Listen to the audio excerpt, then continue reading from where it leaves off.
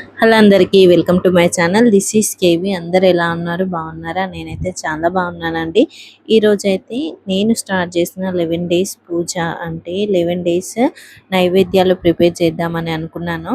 So day 4లో ఈరోజైతే నాకు పులిహోర prepare చేయాలనిపించింది. So నేనైతే పులిహోర ప్రిపరేషన్ అయితే స్టార్ట్ చేశానండి. మార్నింగ్ లేచాక ఆఫ్టర్ బాత్ అయితే ఫస్ట్ గ్యాస్ అయితే క్లీన్ చేసేసుకొని నేను ముగ్గులు అయితే పెట్టేసుకున్నాను. తర్వాత ఒక 1.5 గ్లాస్ వరకు అయితే రైస్ తీసుకొని అన్నం అయితే వండేసుకున్నాను. సో దీన్ని అయితే చల్లారి తీసుకోవడానికి అనేసి నేను ఒక బేసన్లో వండిన రైస్ని అయితే తీసుకొని చల్లారి తీసుకుంటున్నాను. సో మీలో ఫస్ట్ టైం ఎవరైతే నా ఛానల్ని చూస్తున్నారో తప్పకుండా సబ్స్క్రైబ్ చేసుకోవడం అయితే మర్చిపోకండి. అండ్ నేను చింతపండు అయితే ఆల్రెడీ నానబెట్టుకున్నాను. సో ఇది అయితే రసం తీసుకొని ఒక గిన్నెలో రసం వడగట్టేసుకొని ఇలా జాలి ఉంటుంది కదా, జ్యూస్ జాలితోనైతే నేనైతే ఇలా వడగట్టేసుకుంటున్నాను. వడగట్టేసుకొని దీన్ని అయితే మరిగించుకోవాలి. దీనిలోకి సాల్ట్ అండ్ పసుపు యాడ్ చేసుకున్నాను. ఇదైతే నాకు తెలిసిన ప్రాసెస్, నాకు వచ్చిన ప్రాసెస్లో చేస్తున్నానండి. అండ్ దీనిలోకి జీలకర్ర అండ్ కొంచెం మెంతులు వేసుకొని అయితే మిక్సీ చేసుకొని పౌడర్ అయితే వేసుకున్నాను. నేను ఈ ప్రాసెస్ చేస్తుంటే మన ఇహో అయితే ఆడుకుంటున్నాడు. సో బైక్ మీద ముగ్గు పిండి ఉంటుంది కదా, అది వేసి ఇలా ఆడుతున్నాడు ఒకదాని తర్వాత ఒకటి. నెక్స్ట్ ఏదో ఒక వర్క్ అయితే ఉంటూనే ఉంటుంది పిల్లలు ఉన్నప్పుడు. సో నెక్స్ట్ ప్రాసెస్ ఏంటంటే ఒక కడాయిలో ఆయిల్ వేసుకొని పల్లీలు అండ్ శనగపప్పు అయితే వేసుకున్నాను.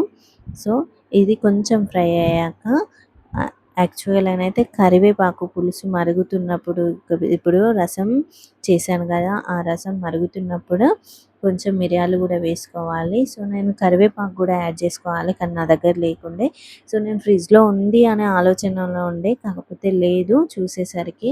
సో ఆ డిసప్పాయింట్మెంట్ అయితే ఉండే, అదే మైండ్లో రన్ అవుతుంది. అయ్యో కరివేపాకు మిస్ అయిపోయింది, లేదు ఎలా ఉంటుందో టేస్ట్ అనేసి ఆలోచిస్తూనే ఉన్నాను.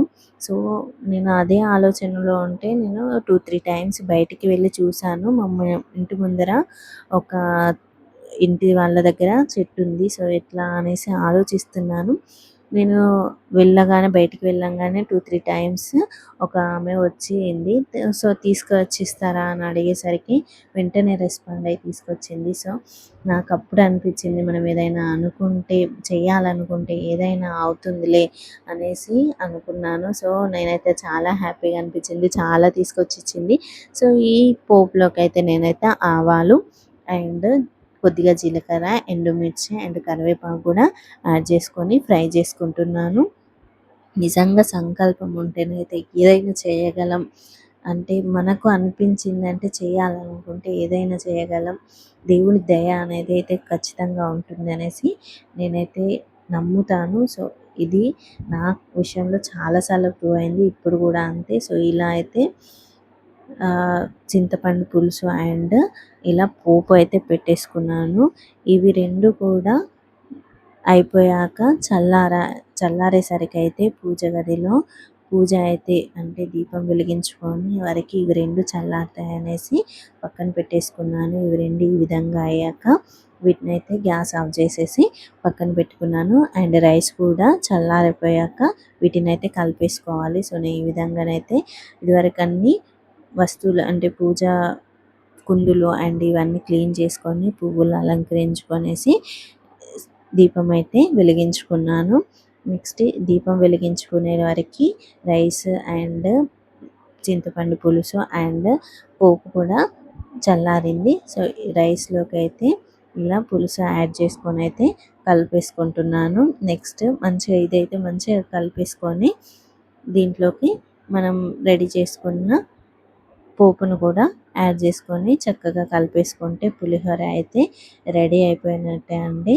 నాకైతే చాలా బాగా కుదిరింది అనిపించింది. సో టేస్ట్ ఎలా ఉంది అనేది కూడా చెప్తాను. అండ్ ఈ విధంగా పులిహోర ప్రిపరేషన్ అయిపోయిన తర్వాత దేవునికి అయితే నైవేద్యం సమర్పించడానికి పెట్టేసుకుంటున్నాను. ఈ విధంగా ఈ రోజు అయితే పులిహోర ప్రిపరేషన్ చేసి దేవునికి అయితే చక్కగా హారతి ఇచ్చేసి నైవేద్యం అయితే సమర్పించుకున్నానండి. నా వీడియోస్ మీకు నచ్చినట్లయితే తప్పకుండా సబ్స్క్రైబ్ అయితే చేసుకోవడం మర్చిపోకండి. పులిహోర కూడా చాలా బాగా వచ్చిందండి. Thanks for watching. సబ్స్క్రైబ్.